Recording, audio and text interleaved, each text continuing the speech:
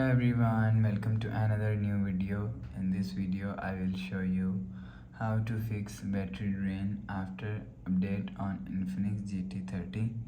Let's start the video if you want to fix this problem.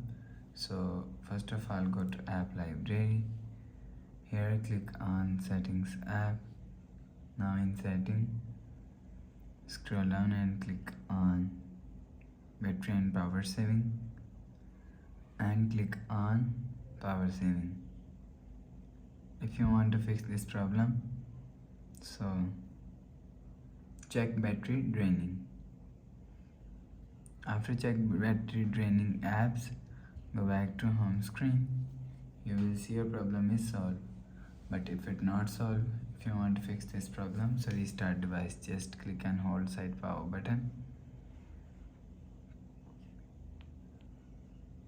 Click on this side power button, click on this restart icon. Again tap on this restart icon, you will see phone is restart. After restarting, enter phone pin.